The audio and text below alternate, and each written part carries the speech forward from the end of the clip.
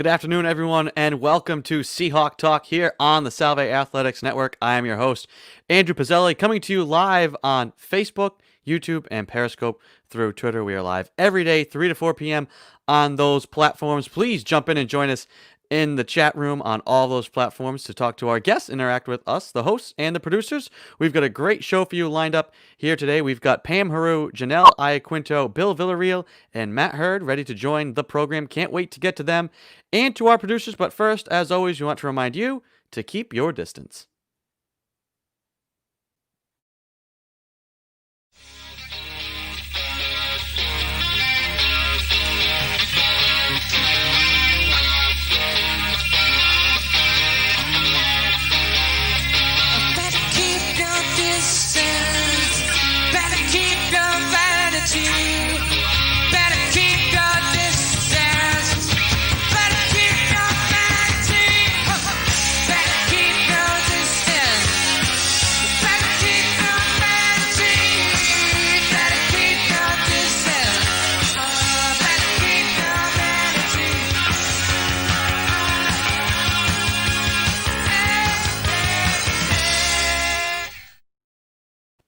That is The Shake with Ed Habershaw singing along with the song Keep Your Distance, our message every day here on the Seahawk Talk program. Social distancing, hand washing, mask wearing, all the things we've been talking to you about since March. We're going to continue to remind everybody to do those things here on the program as often as we can. Want to welcome in the producers now to the show to lead us off, Mike DeFusco and Joey Morelli. Fellas, how are we? I'm doing good today. I'm excited for Matt Heroux. Me too. I forgot I saw that name on there. We get to the bottom. I'm going to get to the bottom of this cell phone thing that came up That's last right. week with some of his That's what I was just alumnus. Yeah, I was just looking at the banner. That's what I had to find out. What do you guys have here to start us off today? Any interesting tidbits? I'll go first and I guess depends on your feelings on the weather, but kind of sad news. So this weekend we might get our first bit of snow here in New England, or specifically in Rhode Island. Yeah, so I don't know if people are happy about this, but don't worry, it's not going to be a lot. It should just be a light shower. They're not even sure if it's going to turn into snow, but Friday with the weather for one of the first times in a while getting down into the low 40s into the 30s. We might see some snow on Friday, so get ready for that. Hopefully none of it will stick though. Let it snow, let it snow, let it snow. Bring it on. Not yet. It's not December yet. No. Bring it on. We're happy. Still singing Monster Mash. We're still singing Monster Mash now. Just Christmas stuff in CBS. Like, come on. Well, that's different. There's a difference between wanting it to be like, we can transitioning to it being colder. I remember it snowed on my birthday when I was in college. That's October 17th. We got like a foot of snow. It was one of those random like October blizzards. It happens. The Patriots, this is how I always organize all my thoughts by like sports. The Patriots were playing the Titans in Foxborough that day. And we were driving. It was actually the 18th. It was the day after my birthday. My dad's driving me back to school. It was raining in Rhode Island. All of a sudden it turned into a blizzard. And the Patriots put up 59 points in the snow. So that's how I orient my brain. I don't know what I would do. I wouldn't be able to remember anything if I couldn't have these lines of sports to work off of. But bring it on. Right. Bring on the snow. Why not? As long as we don't need it to be 2 degrees yet. But Joey, you're right. Christmas stuff in CVS is way too early right now. I don't mind the snow, but like not yet. Give me wait until like November 1st. It can snow. I'm good. Like just I don't know. Give me the 2 months of fall. When are you okay? We were talking about Halloween music before the show. When are you guys okay with hearing Christmas music? Day after Halloween? Is that okay? Thanksgiving. Day after Thanksgiving. It's because I get sick of Christmas music so easily now because there has not been new Christmas music for 20 years. My whole life, it's been the same songs. If every year we were introducing new Christmas songs, maybe. But not. So basically, we need like Billie Eilish to get on making some Christmas music. Yeah, like if Billie Eilish releases like a Christmas album. Yeah, I'll be okay with it. I'm with you. Day after Thanksgiving is usually when I'm okay. Yeah. With the Christmas music. Joey, any interesting things, any news, anything you wanted to bring up here at the top? Yeah. Of the show? So I was hoping to share this yesterday, but they hadn't announced it yet. But this week, Newport Film Wednesday again. Every Wednesday, they have a documentary that you can watch for free on their website today or tomorrow. It is all in the fight for democracy. It's about like voter suppression historically and stuff like that, and it has to do with the current election as well. And it looks really cool. It's not an exclusive thing. I think it's on Prime Video right now. But if you don't have Prime Video, which a lot of people don't, I was talking to a couple of my friends and they like didn't have it, and I was like, oh, I kind of thought it was part of Amazon Prime, which is why apparently it's a separate thing you pay for. But I don't know. I finally finished the one from 2 weeks ago today, and it was really good. And all of the documentaries that they've shown are really good. So I anticipate this one to be really good as well. So it seems cool. I was gonna say I watched the one about the pandemic a couple weeks ago. As soon as you brought it up, I was like, free? That 4-letter word. Free? Yeah, sure, I'll do that. Super easy. Went to the website, clicked on it, said, yep, want to watch it.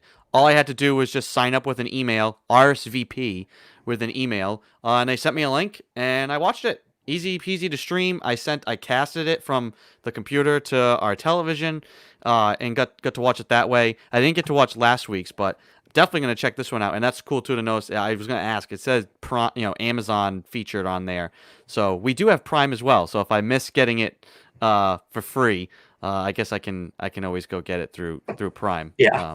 But yeah, highly recommend all of these to everybody. It's been really good. Well made. Definitely. Yeah. I didn't get a chance to watch the one about the Obama and Reagan photographer, but I think that's coming to Hulu soon. Like the other one just came to Hulu. I think that one's coming to Hulu or Netflix soon, so I'm gonna watch it then. They're all really high quality. They curate their documentaries extremely well that they show, and I think it's really cool. I was going to bring up just something slightly personal to us Red Sox fans. This day in sports history, the Red Sox broke the curse of the Bambino. 86 years without a championship. And 16 years ago tonight, they swept the St. Louis Cardinals to win the World Series in 2004. That was probably that. And I was very young. I was 10 when the Patriots won. Or no, I was not. Yeah, I was 10. I was 10 when the Patriots won their first Super Bowl. And that's like still that point where you're just like, I knew it was important and it was big and it meant it was historical, but there was something you knew, but you didn't comprehend. 2004, I remember 3 years ago, my dad would have been sending me to bed. Like, hey, it's late, go to bed. My dad was like keeping me awake. He's like, no, you have to, you need to see this. You need to see this. Because 86 years, there were Red Sox, and they played this great commercial after it. It was with all there were kids from 1918 up until some person who's almost 100 sitting there watching the game. It was a really cool commercial, but that's how long the Red Sox fans suffered, and not just to never get there or never win, but the true suffering. My dad was in New York for the 86 World Series. We talked about Buckner a couple of times yesterday with the baseball guys. He was there for games 6 and 7 of that World Series. So Red Sox fans were just tortured for multiple generations, but they reversed the curse in 2004, this day in sports history. So we could do probably an hour and a half on just that Red Sox team if we want. Oh, yeah. Oh, my God. I think people, I don't know what meant more, the 3-0 win against the Yankees that year, or the World Series, and two of them coming against the Cardinals, too, right? The Boston there in 2013 as well. Yeah. Coming back from 3-0 against the Yankees would still have meant a lot, but it would have been diminished if they didn't then win the World Series. Doing that winning 8 straight games. You're down 3-0 on the brink of going home, and you win 8 straight games and win a World Series. Mind blowing. You'll never ever see something like that again. Probably not. The Astros could have done it this year, but thank goodness the Rays got in the way of that. It's too hard to do in baseball. Yeah. So, anyways, fellas, great stuff here at the top. I'm going to let you guys get to work behind the scenes helping to produce the show, and we're going to get to our first guest. All right, here we go, guys. All right, that's Mike DeFusco and Joe Morelli, the producers here on Seahawk Talk. We're going to get to our first guest here today on the program. She is the Associate Dean of Admissions and Coordinator of Athletic Recruitment, Pam Heroux. Pam, welcome to the show. How are you?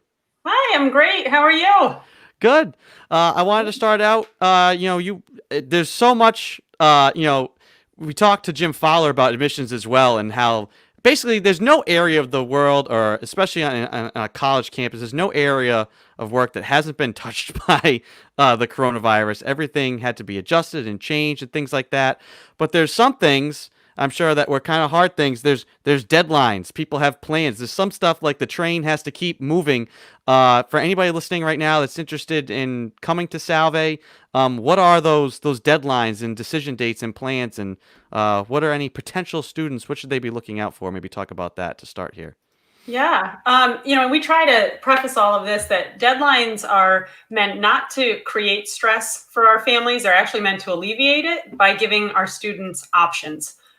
So while we have deadlines in admission, and the word deadline can sound so final, it's really there so you can pace yourselves as to when is the right time for you to apply for admissions and financial aid.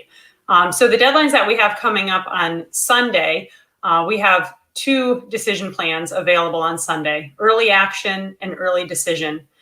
Early action is simply early notification. So if someone submits their common application by midnight on November 1st, we are going to review that application and be able to get that student a decision before the end of the year. That student is still going to have until May 1st, our national deposit deadline, to decide if they are coming to Salve, to commit to Salve Regina University. So that decision plan is just a way for students to receive the pieces of the puzzle needed to make an informed decision early. So for students that have been on the ball and they've been working on their essay over the summer and they've gathered their recommendations, that might be a really nice option for them. Also on Sunday, by midnight on Sunday, we have the option for students to apply early decision. Now this one is a little bit more serious. It's not just an early notification, but we're actually asking that student that's admitted early decision to commit to Salve when we admit them. So the early decision candidates want to make sure that they've really done their homework. They've visited campus, they've talked to the key folks, maybe in their major or throughout admissions or maybe in athletics, to know that Salve is where they want to be. They know in their heart that they want to be a Seahawk, and they're ready to put their college search to rest. Because if a student is admitted through our early decision plan by December 15th, and if we're able to meet that family's financial need, we would expect them to commit to Salve by the first of the year. So that's for students that really know at this point in time that Salve is where they want to be. We also have an Early Action 2 program for students who apply by January 5th. We're still going to be able to notify them ahead of our traditional process. So we'll roll out those decisions and get them all out by March 1st for those students. And then for students who just are still in the process, maybe they're just getting underway, meeting with their college counselors, they might want to apply through our regular decision program. That deadline is February 1st. We'll get out all the notifications by April 1st.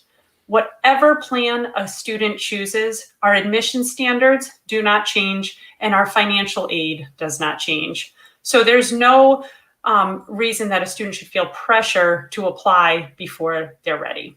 Mm-hmm. If anybody has been to Salve's campus, they've seen the Salve Seeks signage around campus. From your standpoint, what does Salve seek? What are you looking for in applicants? Oh, that's a great question. What we're really looking for are people that can fill our mercy mission. We want students that want to work for a world that's harmonious, just, and merciful.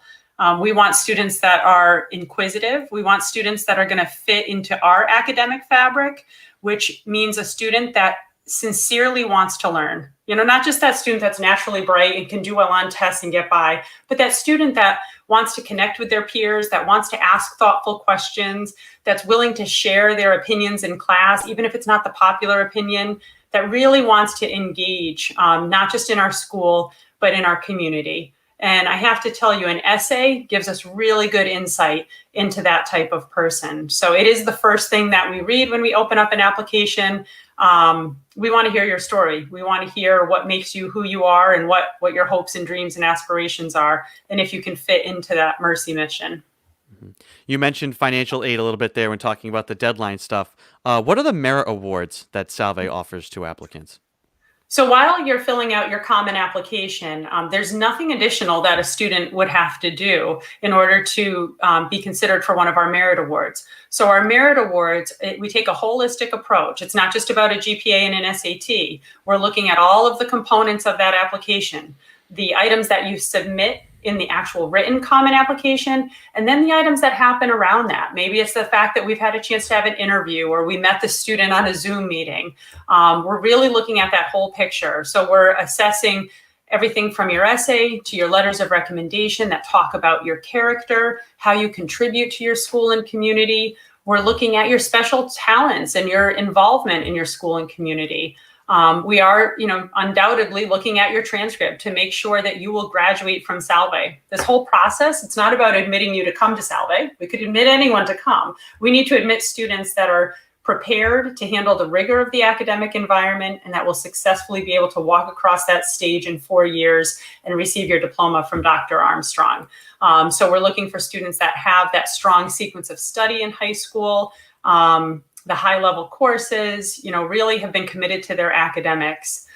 So we're looking at that whole picture. And our merit awards, which have nothing to do with the family's financial need, can range between $10,000 and $25,000 per year, and we renew those for all of your 4 years while at Salve. And we do have some special scholarships as well within the performing arts. And then we have our new Ochre Scholarship that is centered around inclusivity and diversity. So there are some options for our students to really help with that financial aid package. What about if you want to come and visit campus? Everything now is there's the COVID thing hangs over all of this. What opportunities are there to come to campus physically, if there are any? Yes, and I'm glad that you asked because we are taking this very seriously.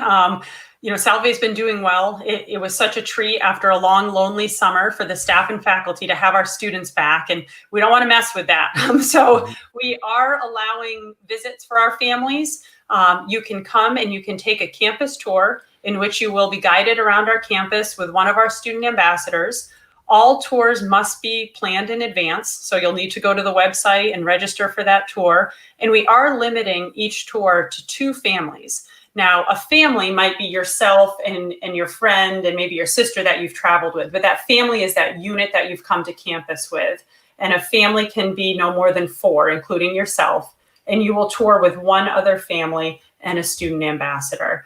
So it's a nice opportunity that you can really come and get the flavor of our campus. What I would like to point out for those that are visiting our campus at this time, there are certain aspects of our campus tour that we're not going to be able to show you. We're not going to be able to bring you into our residence halls, but we have plenty of virtual content where you can get an inside look. By watching the videos and the student testimony, you'll be able to see inside those residence halls. And some of our science labs, we do have to make it safe for our faculty and our students to have you on campus, but we will be able to get you there, get a feel for the campus.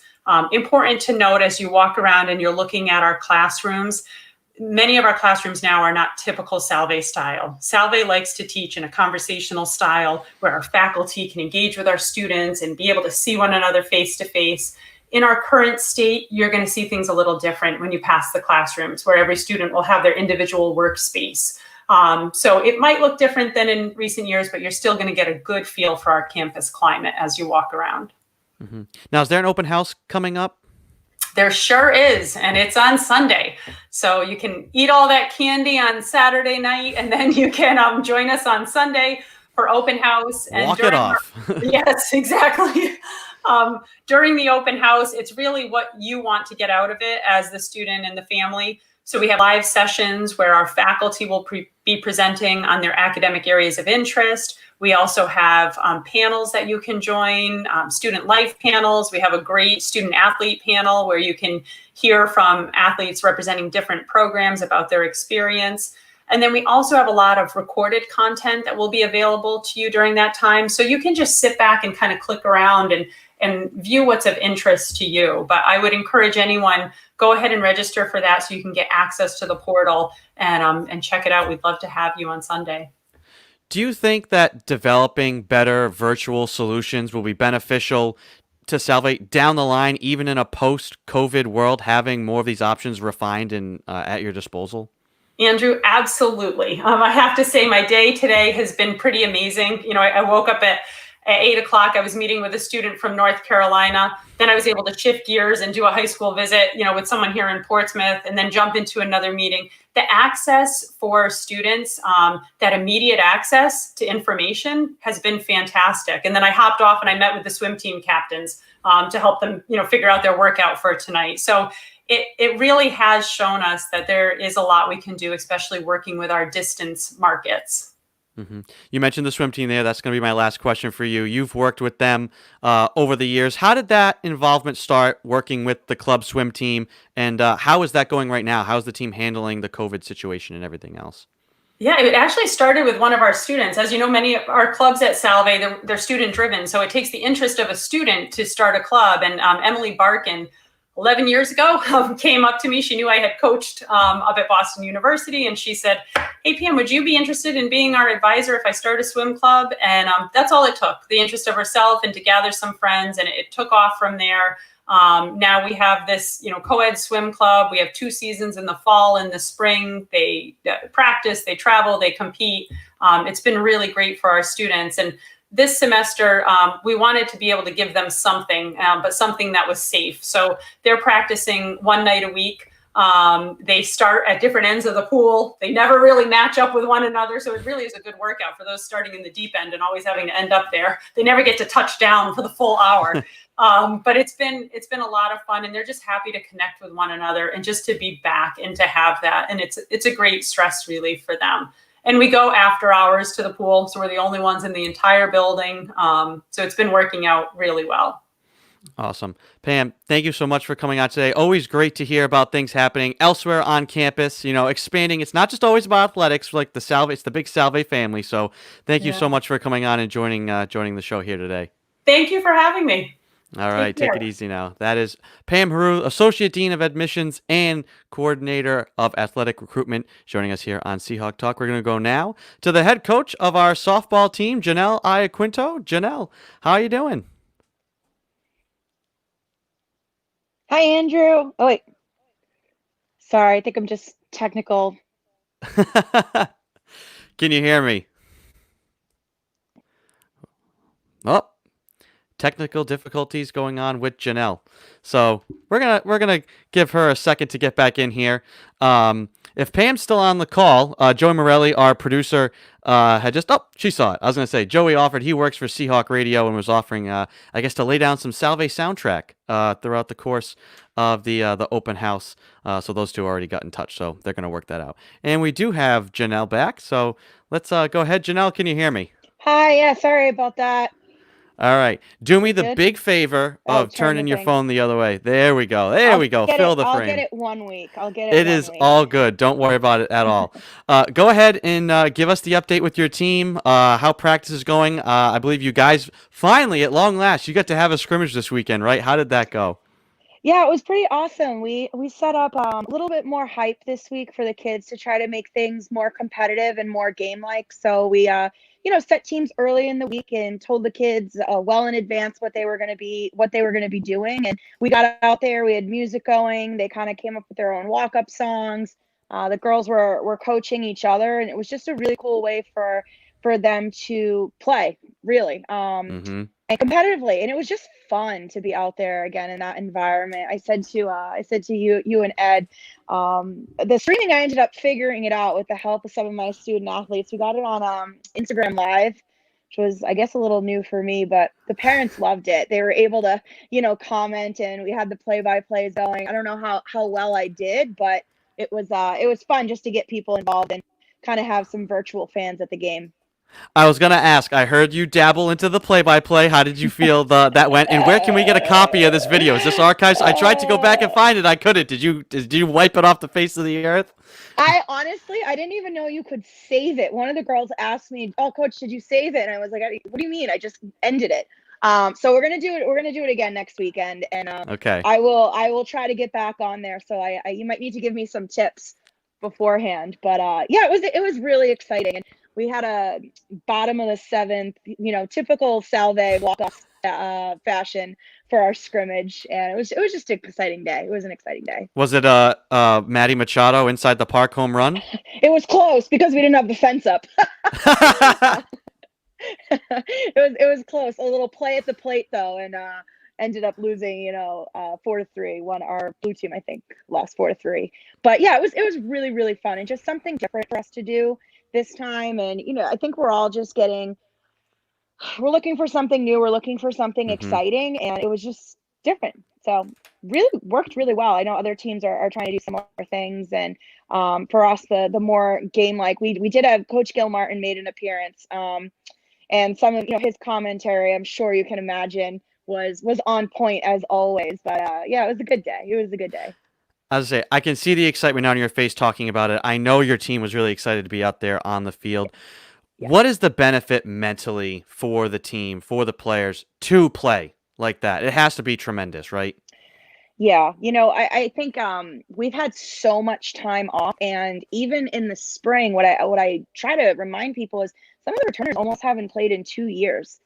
It's a long time. So getting them back into a routine, keeping them in a routine, keeping them, engaging and social with each other, but just getting back to a little sense of normalcy is so important. And we've been saying it every week since we've come back to school, how fortunate we are and how lucky we are in our sport that, we can do that. But it's been a long time. It's been a long time for spring athletes. Mm-hmm. Now, how many more practices do you guys have to go? When will practice conclude? And like you did mention, there'll be another scrimmage next weekend. Yeah, we're kind of just playing the weather right now. And as long as we can kind of stay out there and get some things that, we need done and can be productive, my goal is to kind of help keep them in a routine and some structure for as long as weather permits at this point in time, and just spreading out more of our practices so we're not bound to that 5-week period anymore, which is nice. So we'll go there. My goal is if we can get to Thanksgiving, but I see that there is some potential weather coming in the forecast this week, and the temps are starting to dip. So fingers crossed. Last year we didn't even make it to Halloween, so we're doing okay right now. Do you guys plan on having a Halloween themed practice? Oh, us. That's like our annual tradition. Supposed to be Friday. But again, we'll see what the weather holds. But the girls are super excited, and we have so many new faces. And I know there's a lot of hype for Halloween practice and for scrimmage again on Saturday. Do you already have a costume picked out? I can't share all my secrets, Andrew. You don't have to tell me what it is. I'm asking if you have one. We got something in the works. Something in the works. Yeah. I want to ask you a question. I've been asking some of our coaches and athletes. Envision the post-COVID world, right? Where do you want to either travel to first, or what is something that you want to do? What would be the first thing you could do that maybe you can't right now? And if there's two things, if there's somewhere you want to go and something you want to do, you can answer both. But either or is good for me. Questions. Put me on the spot. Okay, let's see. I think honestly, something I want to do is just get like family and friends together in some capacity and not have to worry about how many people are around or being extra safe. And I do miss my family. I do miss some of my friends. A lot of them have had new babies and things that I haven't been able to really have that time with. So that's kind of one for me. And travel, I'm get me on a beach at this point. I need to go back. I started, went down to Florida in May, but the weather is changing. So put me back somewhere warm where we can be on the beach again and enjoying people's company, and that's good enough for me. I was say, just not having to worry about like, wait, did you touch that spoon? Okay, all right, yeah, nobody come over here anymore. So and so touched the spoon. That's all contaminated now. It's so true. It's so true. My dad, I'm like, can we get together? And he keeps saying, COVID. And I said, at some point, I think we're all just ready for this to be over. But it is funny. Like some people do take it very seriously, even in my family too, my friends. Yeah, we have some friends who are nurses, and we've joked where I live, there's a big field, and that like when we get the vaccine, we'll set up a huge tent, we'll have the vaccine party. Everybody come, you get the vaccine, then come on in. We're gonna have this is the celebration right here. I think everybody's feeling that same type of thing, like just to get together again. Yeah. So yeah, that's a good one. one. Our parents too, like they love having just the scrimmage. I was getting texts from them. Oh, it's almost like we're at the game. I miss softball. I miss this so much.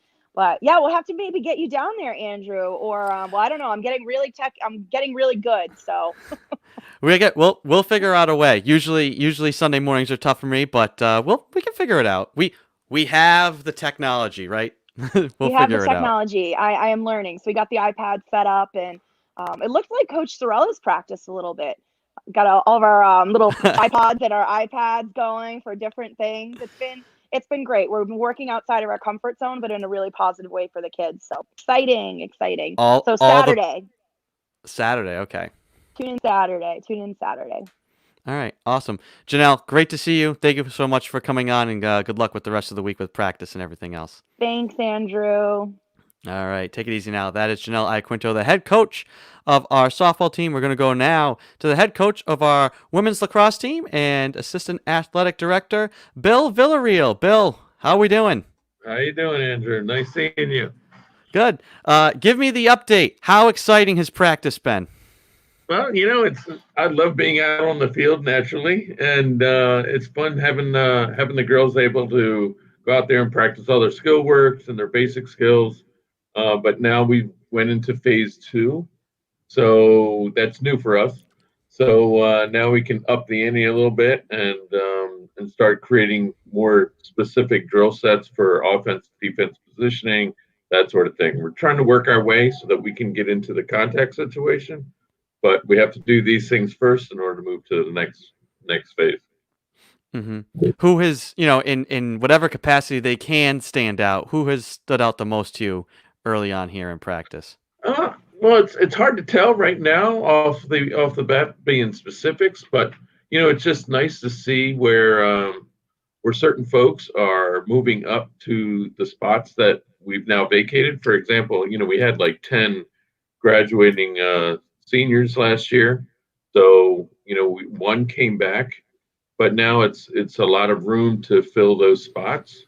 So it's fun watching to see who's working hard to make those moves. So we have a long way to go, but just trying to get to the specifics of certain positions. Mm-hmm. What are some of the other things that the team is involved in right now? I've seen some of your team members in some fundraising videos. I know there's some community service opportunities. Talk about all the other things that the team is doing right now. Yeah, so first thing it ended up with, we had to meet the coaches. So Pam was just on earlier, so we were on that for last week. That was nice to reach out to potential players. Then we went into fundraising video, which we had about four players and myself. We went out there to make the initial videos for our fundraising page. That'll come out soon. And then we had community service, where we had the opportunity to do a little beach cleanup and clean ocean access work there. Then we also did a Train to Seahawk, where the players were able to invite friends or somebody who wants to learn more about lacrosse, come out and join us at a practice. We ran them through, your basic skill sets, your catching, your passing, ground balls. Went to a shooting demo where they're practicing their shooting skills against, a shot blocker. But then we up the ante and had some pumpkins out there so they can go out there and use those as targets. Sad thing is those pumpkins survived, so we need to work a little bit harder on that. That's fine. Is that part of the challenge right now, or of being a coach, is trying to find those ways to keep things fun? Like, hey, what can we do? Oh, maybe we can have people smash some pumpkins in a drill. That'll be fun, right?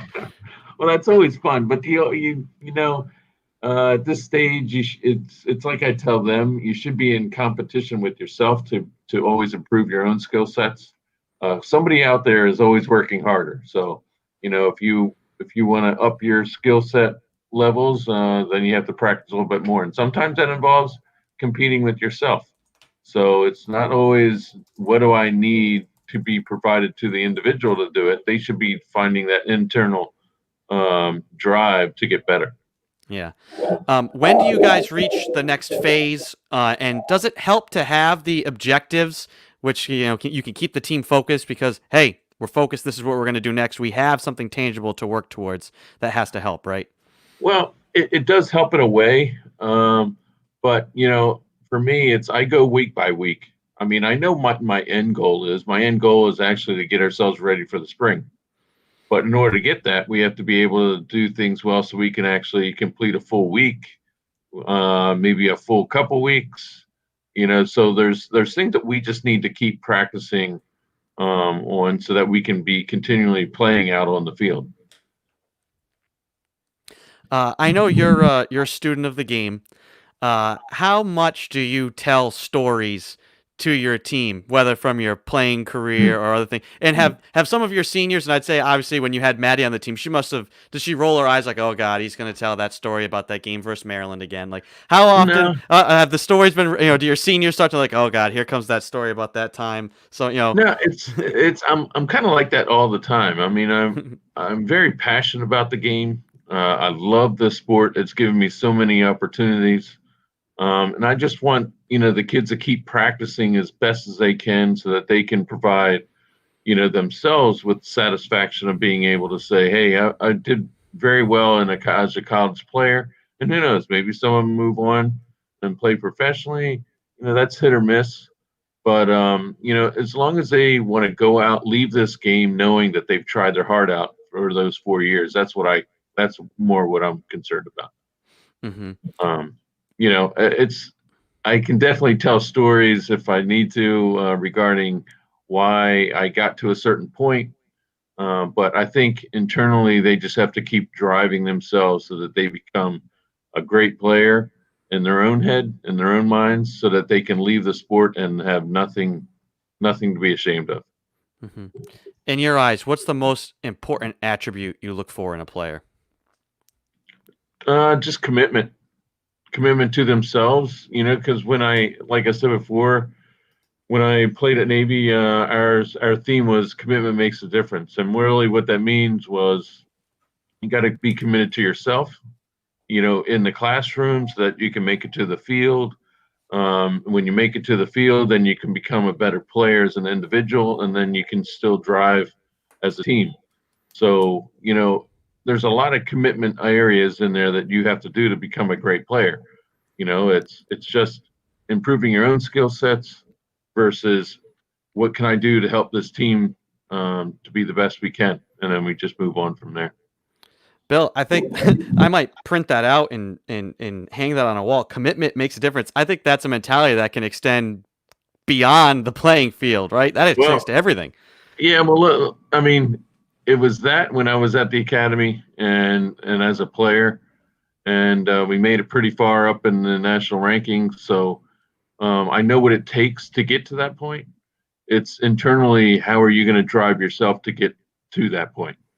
And from there, I've used that through my Navy career. I've used that through here. I'm very committed to the sport, very committed to Salve, and hey, I'm just having fun doing what I love so much. Mm-hmm. I think that helps too. I mean, I feel like that is kind of the D3 mentality too, because, Kevin talks about this when Gil Martin, our head football coach, about hiring assistants. He's like, guys, the pay's not going to be a lot, but it's going to be fun. Right. Everybody here is kind of committed because they're passionate. It's something they care about. Right. I think that, commitment makes the difference. That really does apply to the D3 mentality, right? Anybody who's involved. Sounds like a good binder cover for us. Yep. That's what I was thinking. All right. Hey, Bill, I gotta ask you this real quick. Because we got Halloween coming up. Oh boy. What are, now I know you may not be allowed to maybe necessarily indulge, in the sweets this year. I know you've been very health conscious, which is great. Right. Not knocking that at all. But right. What are, maybe give me your top 5, if you could think of 5 good best Halloween candies. You open up the bag, you look in the bag, you say, "Oh yes, I just want these 5 things in there." What do you got what's Bill Villareal got in his Halloween bag? I used to love Reese's Peanuts, peanut butter cups. That's a big one. Hershey's Kisses, they're good because they're small and you can throw them away. Mm-hmm. Let's see, Kit Kats. Ooh, that was a good one. Let's see. And probably Starburst. I know that's 4, but throw out an extra one. Who cares? Nice. I say I got. We were talking about this before the show. You hit on a couple of mine. The Reese cups. Yep. The Kit Kats. I'm a big Butterfingers guy. I like the I haven't had a Butterfingers. Butterfinger in a while. Bags of M&Ms. Because same deal, kind of like you with the Kisses. You just That's knock right. knock them back. Awesome. And then one of my favorites, which is controversial to some, Almond Joy. I love the Almond Joy. Oh, that's new.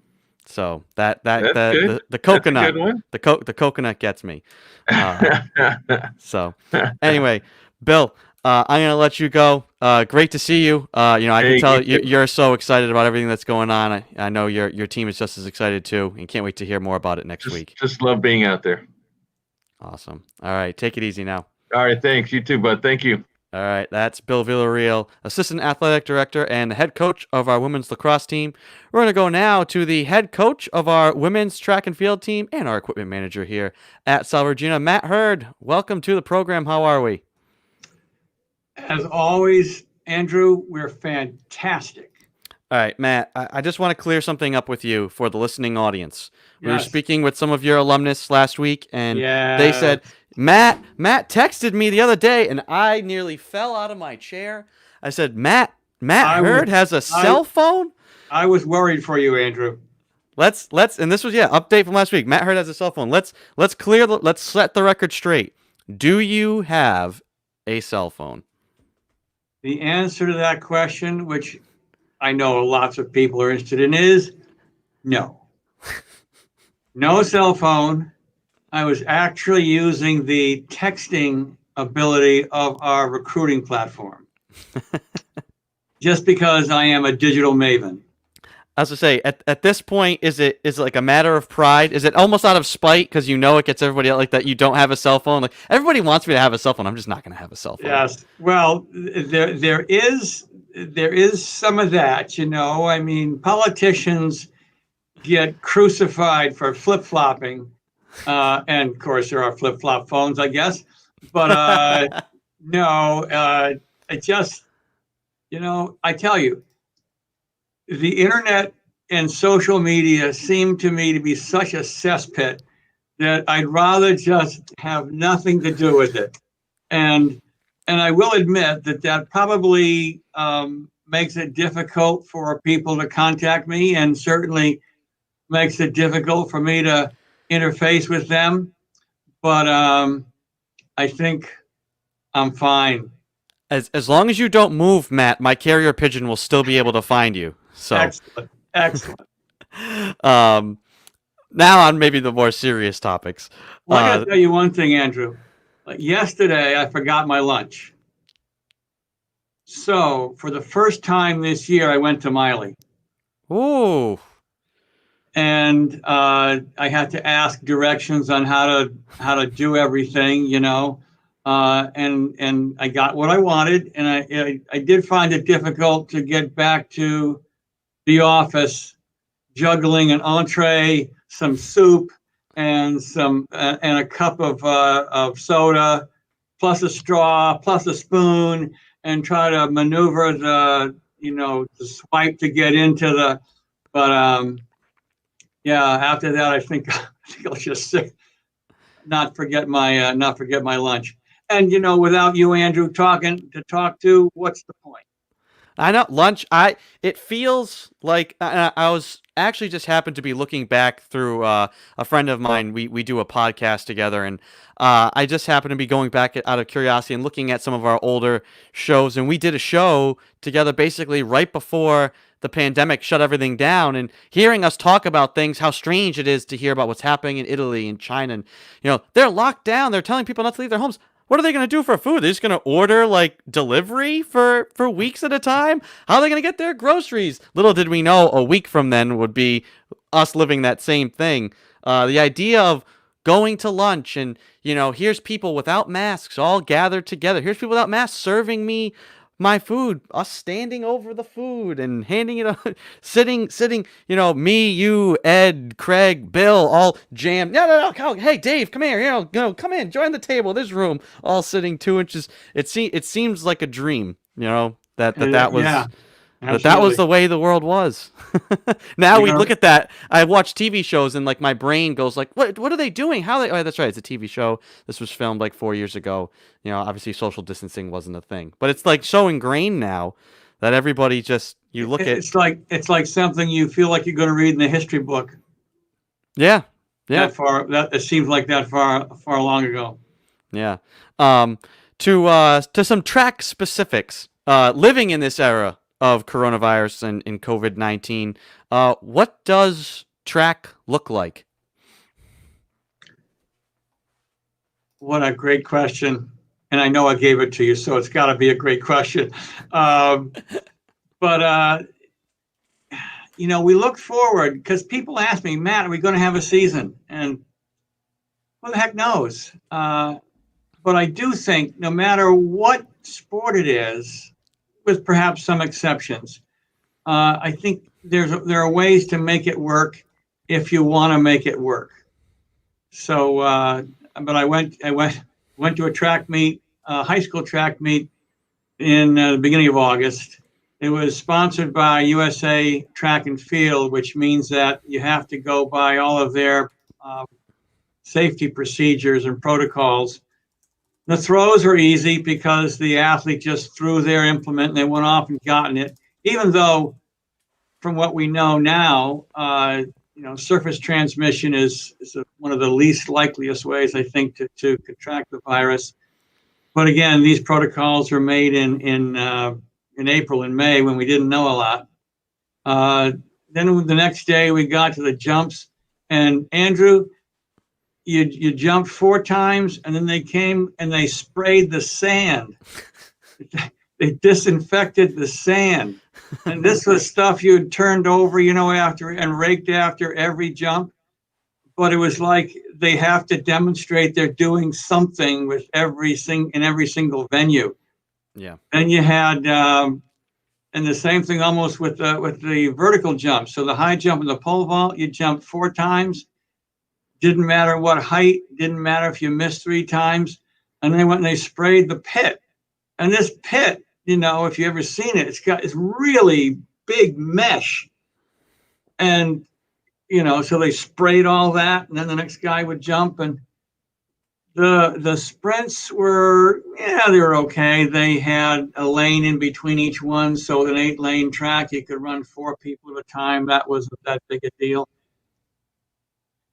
But then in the distances, they would only let 1 person on the track at a time. So, if you've got 8 people entered in the 800 meters, you run 1 guy, and then when they finish, you run a second guy.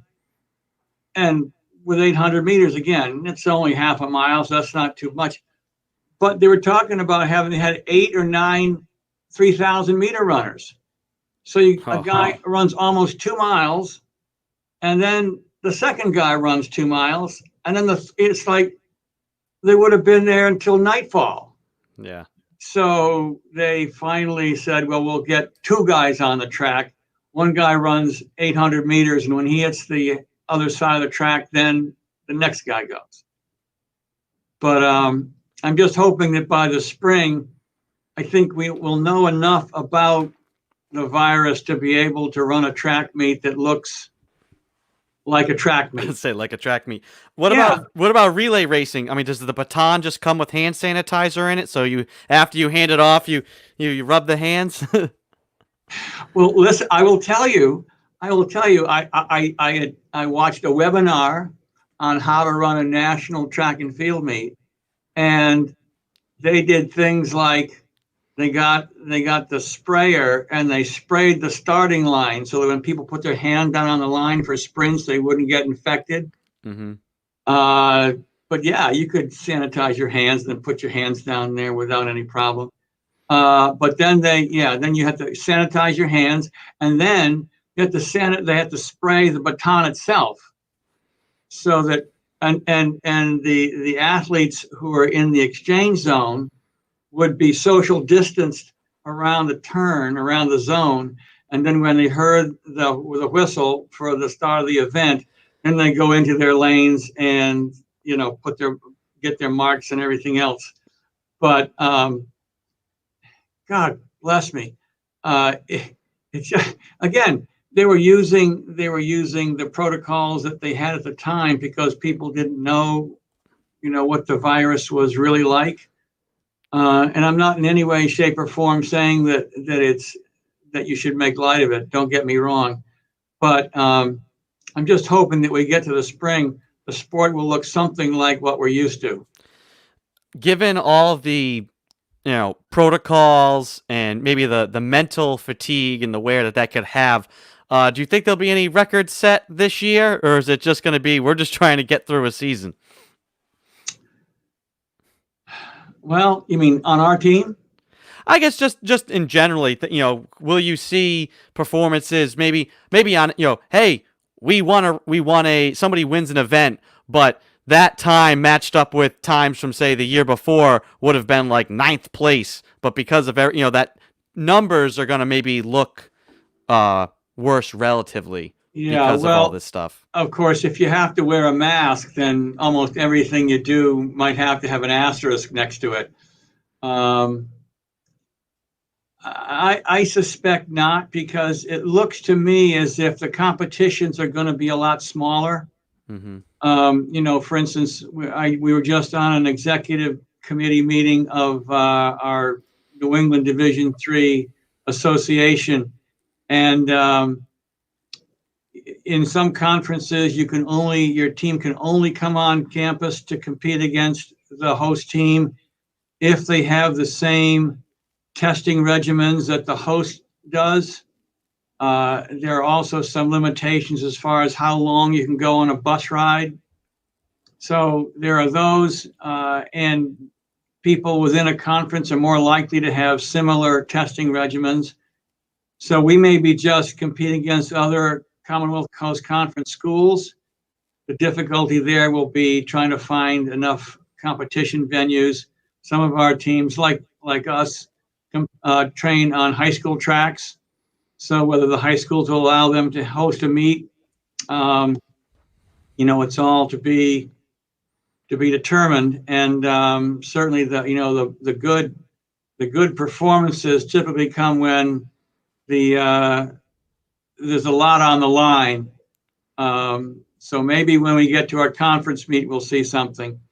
Mm-hmm. But I think it goes both ways. The competition might not be quite as hard and as performance inducing as you might get otherwise. But on the other hand, just being excited to compete could do the trick. Yeah. Just get out there and let it rip, because after all, it's been almost 2 years since we've done anything. Yeah.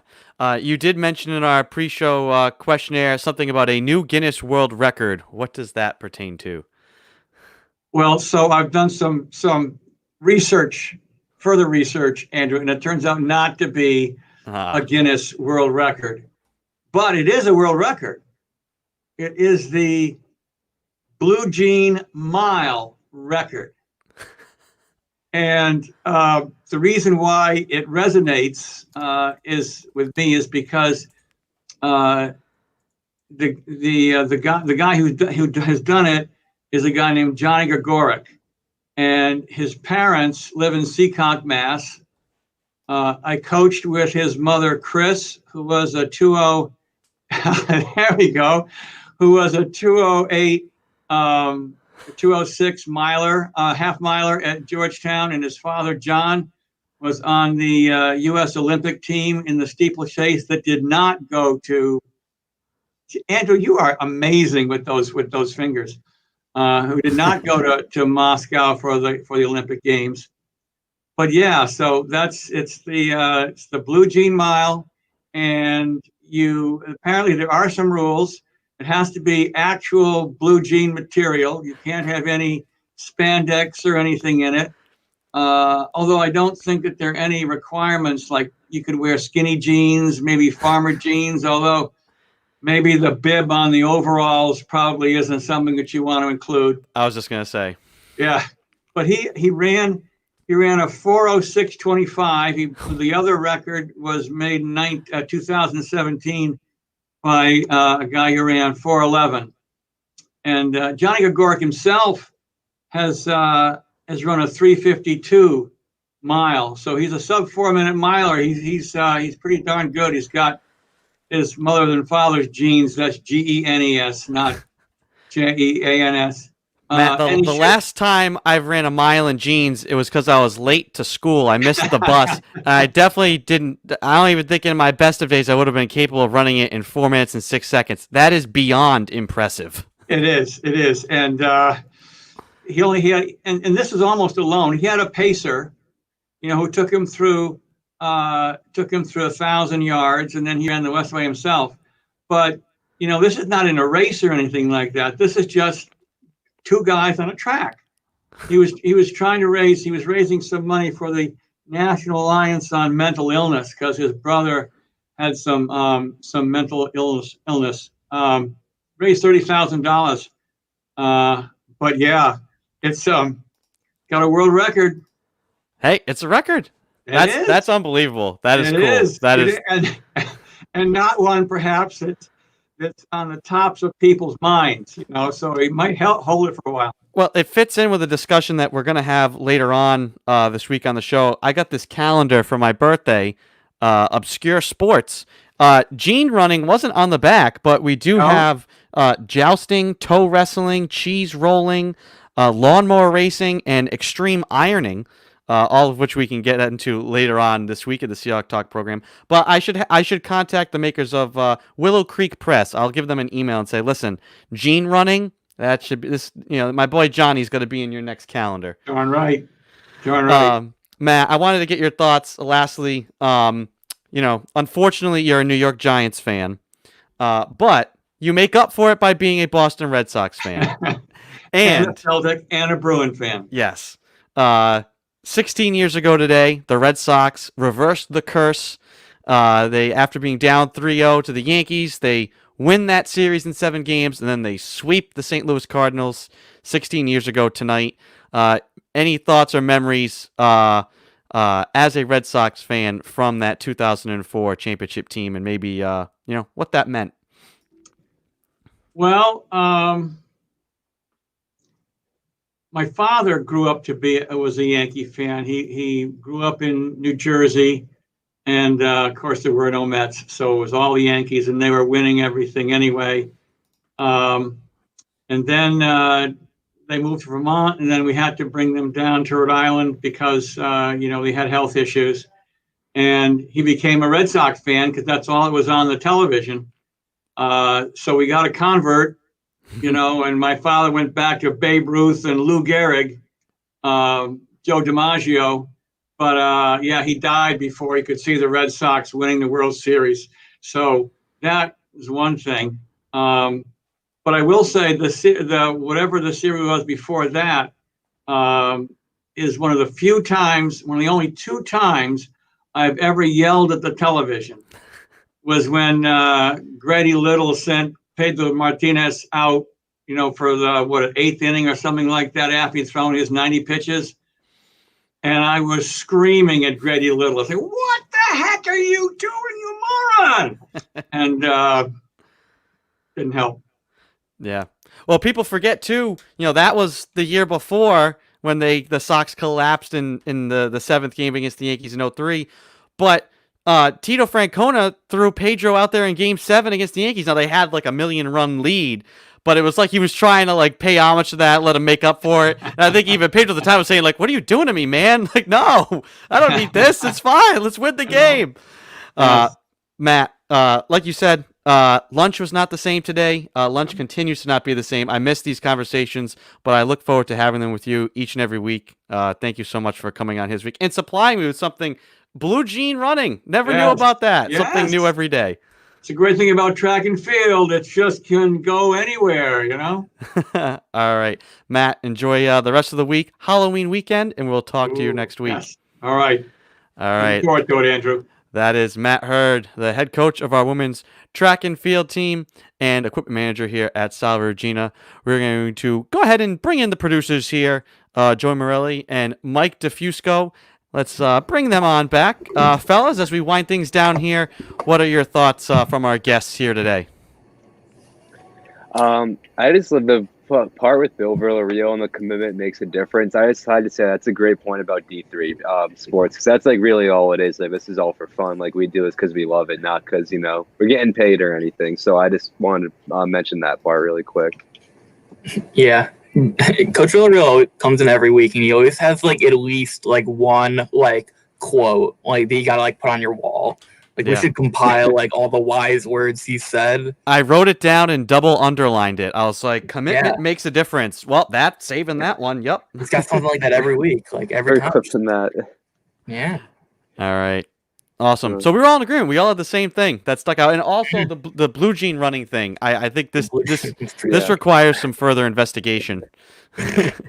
Yeah, next episode we'll tease that now. We'll have more information next time for that one. And we found out he doesn't have a cell phone. We had the whole update made and everything, and he doesn't have the cell phone.